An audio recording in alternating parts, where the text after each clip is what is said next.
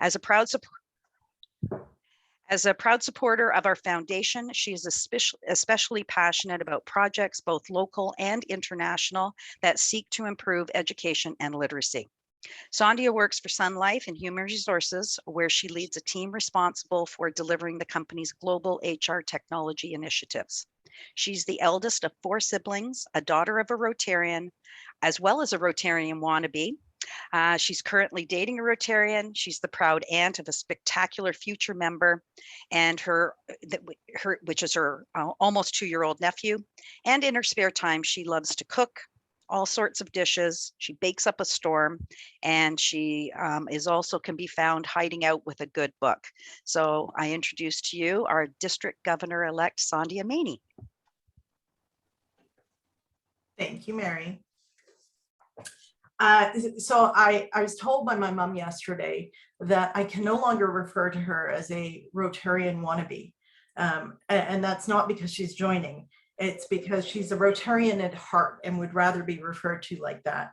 And so my goal this year is to actually get her into one of our clubs as a member. So help me out if you can. Give me a moment, folks. I'm just going to put my presentation up on the screen for you.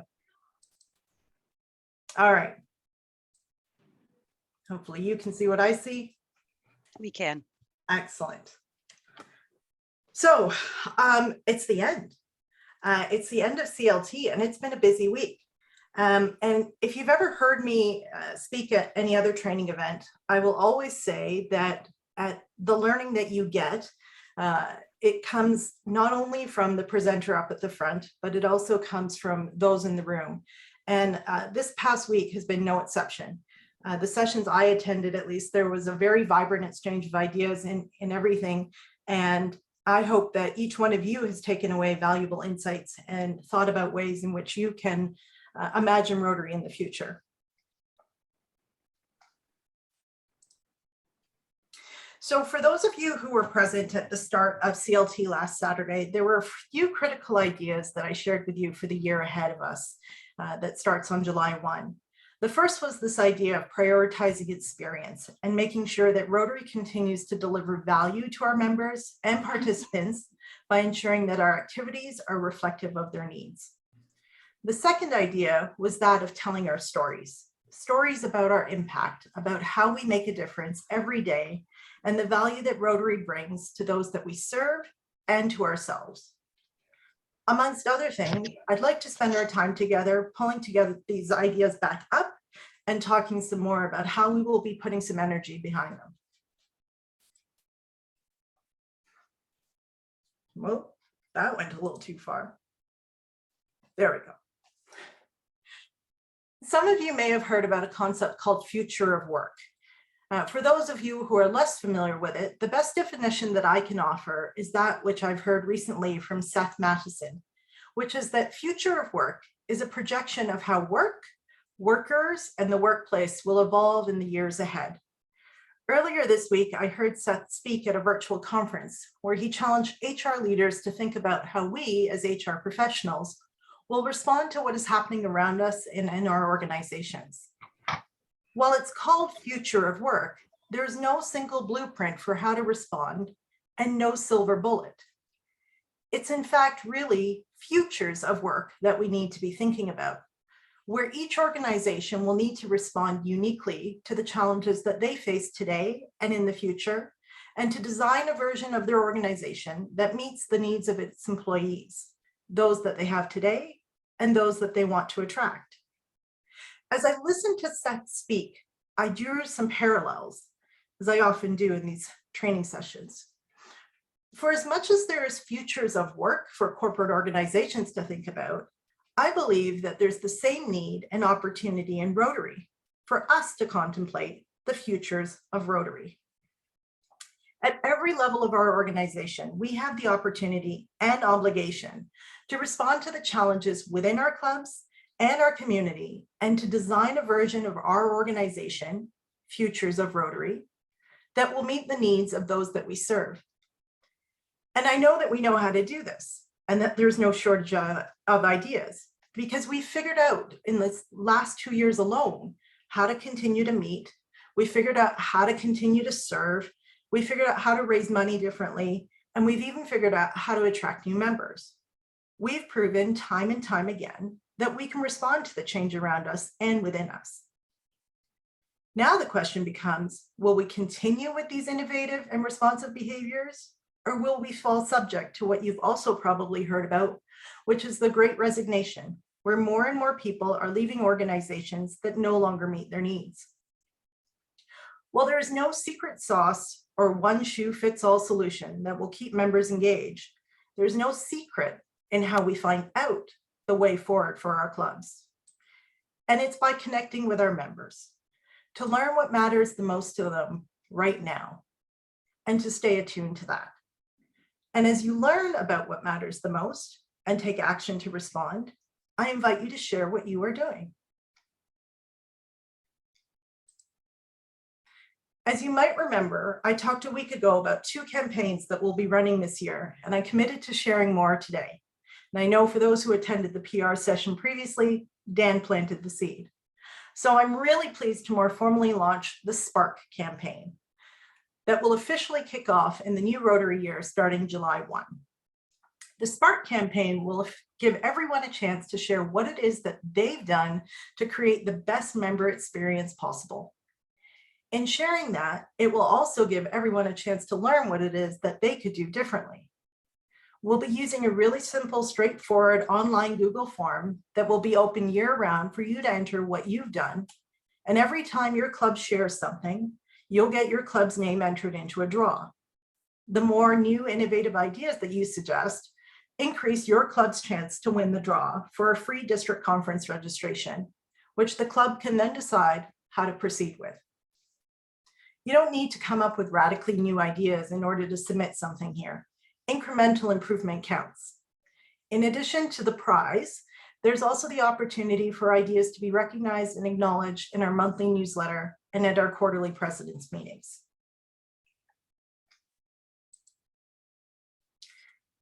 You'll also remember last week that I talked about stories, about taking the opportunity to spread the word about what Rotary is all about, the work that we do, the impact that we have, the difference that we make.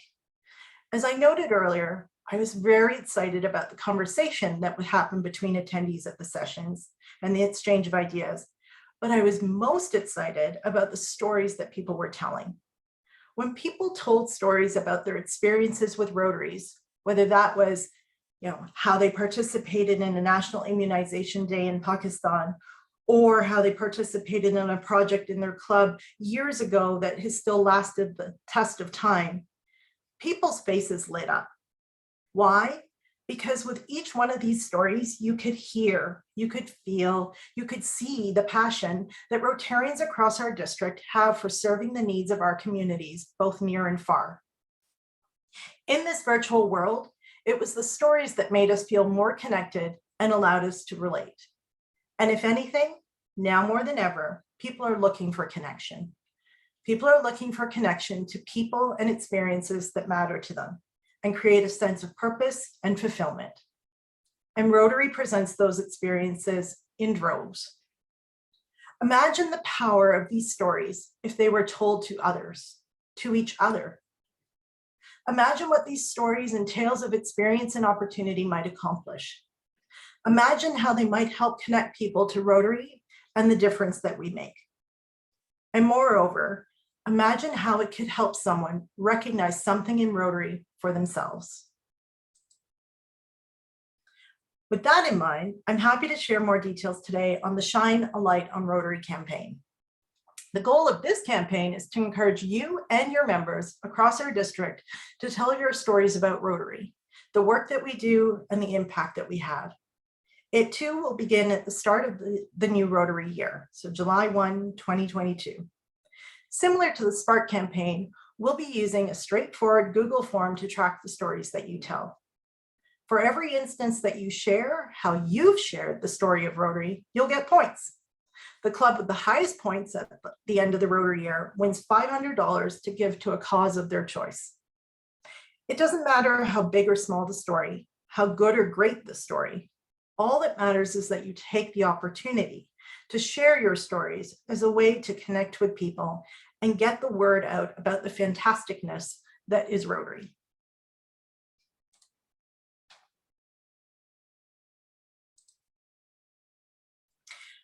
Earlier, you heard me mention that at every level of our organization, we have the opportunity and obligation to respond to the challenges within our clubs and our community, and to design a version of our organization that meets the needs of those we serve. I'd like to share a couple of ways in which we at the district will continue to do that. There's a couple of things that I'd like to highlight about how we'll be operating next Rotary year. But before I get there, I'd like to share with you the team of committed Rotarians who have volunteered to serve your needs across the district executive team, the council, and the AGs. All of us are here to support you in whatever way you need it. And I encourage you to actively share your feedback with us, both what's working and what could be different. So with that, I'd like to introduce you to the team for next year. So we have a few people, some of whom you know. Our immediate past district governor in the new Rotary year will be Rudy Habesh from the Rotary Club of Oakville. Hopefully you know me by now. I look forward to serving as your district governor. Brenda Halloran will be serving as district governor-elect, and Sohail Nasir will be serving as district governor nominee. Our secretary will be Phyllis Greer, and she continues on. We've got a new treasurer, and I thank both Tom Manel for his service and welcome Vijay Kotamari to the team. And our district assistant will continue to be Ahona Matsudi. And sorry, I don't know if everyone's on mute because I hear a little bit of background noise, but I'll let you take care of that. Also part of the team is Nancy Penny, who is stepping up to take on the role of Community Services Chair. Janani will be continuing on as our Rotaract lead. Lawrence Leung will continue on as our Finance Chair. Our foundation team is ably led by past District Governor Leslie. Membership will be led by Scott Hebert. Our Public Relations and PI team will be led by Dan Dubray. Our training team will continue to be led very capably by Mary Brady. And our vocational services team will be led by Sunil Sharma. And while Sunil has agreed to take on the role in the new year, he actually starts now because that role has been vacant for some time. Youth services will continue to be led by Ed Fowler, and we are still in search of an international services chair for the district level. So if you know of anyone in your clubs who might be interested in that opportunity, I'd love to hear from you. Our assistant governors for this coming Rotary year include Fiona Ferguson for Brampton, Elaine Matthew for Burlington, Larry Brokenshire for Cambridge, Tracy Curtis for Guelph Wellington, Paul Rostrup for Kitchener-Waterloo, Rajiv Vijayasinghe for Mississauga, Romeo Mitchell for North Halton, Ralph Soder for Oakville, and Peter Stam for Woodstock, Oxford. And I've put a TBD next to Dufferin Erin Caledon. Suzanne wears many hats, including the chair of CLT, the organizer of our upcoming district conference this year. And she has volunteered to continue to be both president of her club as well as AG for next year. And we're going to chat because I think that's a lot of hats to wear. So again, in the Dufferin Erin Caledon community, if there are other Rotarians who would like to take on that role and who you think would be as great as Suzanne is and fill her big shoes, please let me know. Again, in the spirit of prioritizing member experience, we'll be continuing with a couple of things that have worked really well in the past. One of those things will be the continuation of the governor visits being cluster visits. So your AGs will be coordinating with the clubs in your clusters for an opportunity to come together and celebrate your successes collectively and for us to share the story of Rotary. I encourage you to join in on this event and to also invite other non-Rotarians to come and hear about all the great work that we do. I'm also able to give you a sneak peek into next year's district conference. So not the one that's coming up on May 28th, but the one that will be coming up on May 5th and 6th in 2023. So we are going to continue with the concept of having a one-day family-friendly activity-based district conference with some small tweaks. So the current plan is to have an optional Friday evening event on May 5th, where you can let your hair down at some hospitality suites. If that's not your scene, come join us on Saturday, where we'll have a fun-filled day with activities for yourselves and your families, and we'll round the day out with an optional family-friendly dinner on Saturday evening. You can see in the bottom left some of the ideas that have been generated so far, but things are still coming together. And if you've got any ideas on how you'd like this to look, I'd love to hear them. There's also a few other events that I'd like to highlight before I draw things to a close, and they include Rotary Leadership Institute that's coming up on May 7th and ably led by Patricia Dimmick, who you'll be, I'm sure, soon hearing from by email. Again, that is a training forum for all Rotarians to learn more about Rotary and deepen their experience. The International Convention, which I know many of you are joining me at on June 4th through 6th, is in Houston this year. Next year's Rotary Convention will be in Melbourne, Australia. The district changeover is now locked and loaded. It will be on June 29th at the Burlington Convention Center. And many of you have heard about the Jennifer Jones Imagine Canada tour. I spoke to this at my opening remarks, so I won't be getting into the details of that again, but it's on July 5th, and you can start to expect to see lots more communication coming out about the events that'll both be happening locally in our district as well as at the hub. All of these events are designed and delivered in a way to make the most of your time and offer you the most value and experience. I'd like to close by echoing Mary's sentiments from the start, which is that it takes a great deal of energy and time to pull together a program like this. We are extraordinarily fortunate to have a dedicated group of Rotarians in our training team and in our facilitators who have given so much of their time to deliver this past week to you. Thank you. And thank you to each one of you who has participated not only today, but throughout the week. It is my sincere hope that you leave today not only with new connections, but also with new ideas and inspiration as you go on to imagine Rotary. It's great. Thank you, Sandia. Suzanne, were there any questions? No questions or comments so far. So if you have any questions, please raise your hand and unmute yourself to ask your question. We have, oh, that's a clap.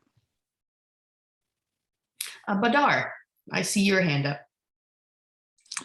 Thank you, DG Sandia. I took a note and actually I shared it on my social media right away while you were talking, and I thought that while the whole talk you did was extremely inspiring and very motivational, one particular piece really struck out for me, and that was when you said, now more than anything, people are looking for connections that allow people to live the experiences they seek. I believe that is what you said. And that resonated really, really, really strongly with me. When I joined Rotary Club of Brampton roughly 15 years ago, it was primarily because I wanted to be a bridge between my community, my adopted homeland of Canada, and my community of origin, my country of origin, Pakistan.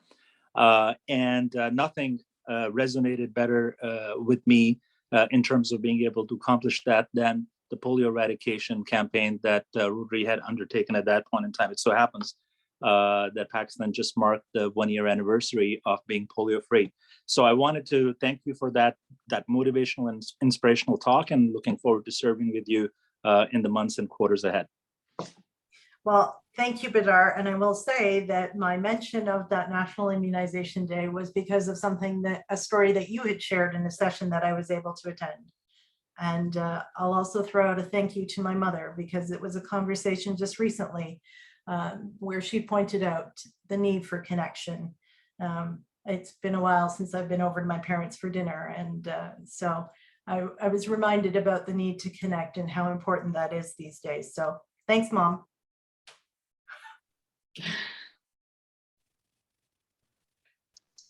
All right.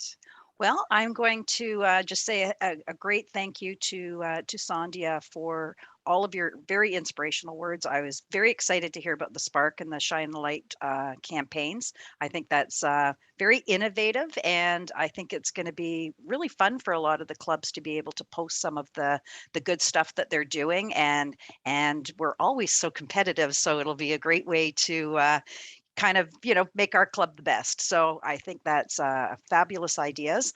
I look so forward to serving on your district committee, and I can't wait for you to become our district governor. So thank you so much, Sandia, and I think that's the end of our session today. That's the it. No, just very quickly, Oh, Mayor Brady's Sure. last comment about, oh, district governor for our Rotary Club got me so teary-eyed. Oh, Sandia, you go, girl. You make me very proud. thanks, Mom. I think she's going to be missing a few more dinners, Geeta. Always Looking care forward to- packages going out, always. She'll only be away for a year. Looking forward to working with you, Sandia. Thank you, Ralph. Thank you all. I really sincerely and truly honestly look forward to the year ahead. It's an honor to serve. It truly is. And I'm waiting, and it's already been a fun ride, but I'm waiting to the rest of the rest of this fun ride to happen. So thank you. What is my official title? District Governor Handler, I believe. We called the handler last night. Omid, are you going to make a name badge with that title on it? I am I think we already should. in the plan. It's going to be much like, I'm sure, Timothy cap when he served with Kathy. That was, I believe, the official driver cap. So there you go. Sandia, I'm so looking forward to your strong and wise leadership with all of your Rotary background and your leadership capacity as a person. Really looking forward to a great year with you. Thank you. Thank you. Excellent, folks. Well, I hear a Right. thunderstorm outside, and while I do have one of the best internet connections around, I'm really not keen for it to go down. So I'm going to let everyone go. Thank you for being here. Thank you for participating this week, and I hope to see you very, very soon at RLI and a bunch of other events that are coming up very soon. Sounds Yes, great. sorry to interrupt, Sandia, but everybody that's online, please take the RLI promo, just a few words to your next club meeting, please. And yes, you will be hearing from me by email. There you go. Have a great day, everyone. Enjoy Thank your week. you. Thank you. Have a good Bye. weekend. Bye. Bye, Bye. everyone.